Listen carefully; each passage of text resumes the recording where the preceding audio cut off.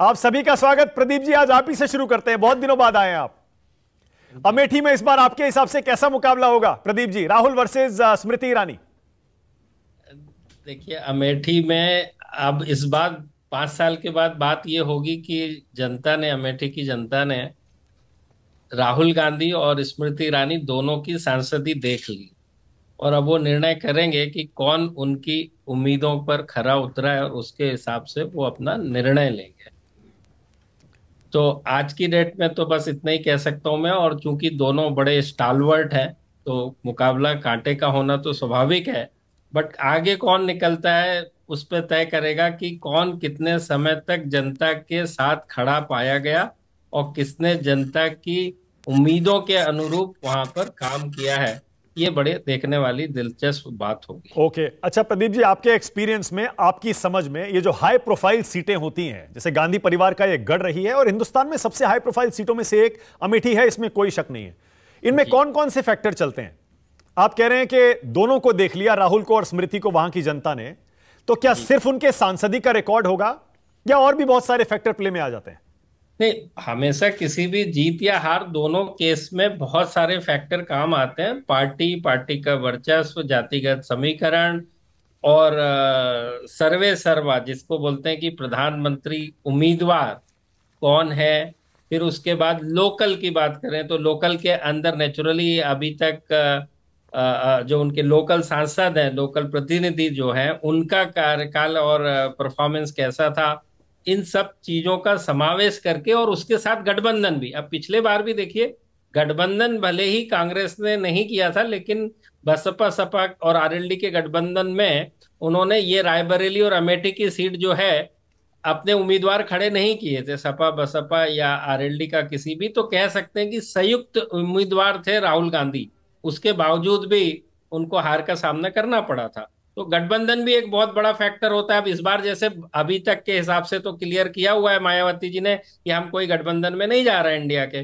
तो उस लिहाज से बात करें तो फिर पिछले बार के मुकाबले में इस बार थोड़ा सा तो पलड़ा कांग्रेस का अमेठी के अंदर कमती कर होगा। और उस हिसाब से देखें कि अब राहुल गांधी ने भारत जोड़ो यात्रा करी है, बहुत सी मेहनत करी है जमीन के ऊपर।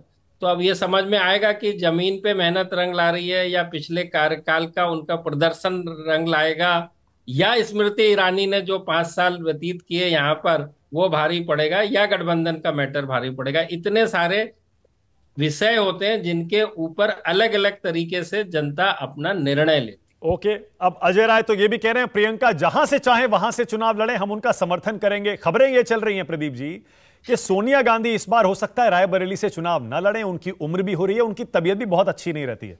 उनकी जगह और प्रियंका गांधी रायबरेली से उतरती हैं सोनिया जी की जगह, तो आप जी। वहां कैसा मुकाबला देखते हैं?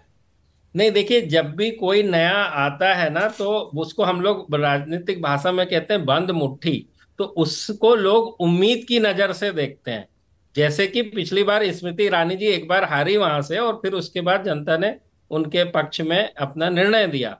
तो अब प्रियंका गांधी भी वहां से आएंगी तो जनता एक उम्मीद के नजरिए से तो जरूर देखेगी। लेकिन सवाल रायबरेली अकेले का नहीं है।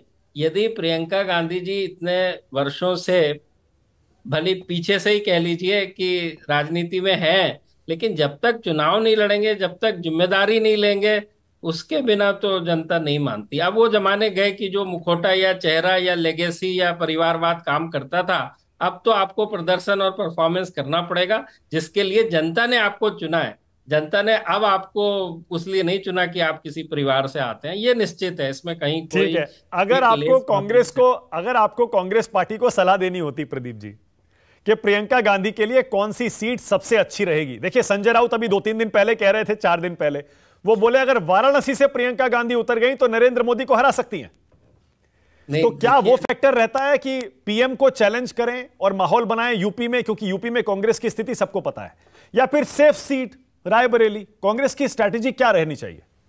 नहीं, देखिए, अब स्ट्रेटजी तो बिल्कुल स्ट्रांग ही रहेगी। लेकिन सवाल ये आता है, मैं तो, मेरी कोई हैसियत नहीं है कांग्रेस को किसी भी तरह की सलाह देने की, लेकिन मैं इतना समझता हूं कहीं ये गलती ना कर बैठे कि सूरज को दिए दिखाने वाली बात ना हो जाए। हाँ। आप संघर्ष करें, प्रयास करें, शिद्दत से लड़ें, बिल्कुल ठीक है। लेकिन कांग्रेस पार्टी पुरानी पार्टी है और काफी समझदार है वहां के लोग, और वो सब जानते हैं कि कहाँ पर उनको राजनीतिक फायदा होने की उम्मीद है। उस दृष्टिकोण से रायबरेली अप्रोप्रिएट बैठती है, क्योंकि वो वहां पे काफी प्रचार प्रसार काम सभी कुछ सोनिया जी के लिए करती रही है हाँ। प्रियंका गांधी। तो मेरे हिसाब से 80 सीटों में रायबरेली सीट के ऊपर उनकी उम्मीद सबसे ज्यादा नजर आती है, यदि किसी सीट पर नजर आती है। ओके।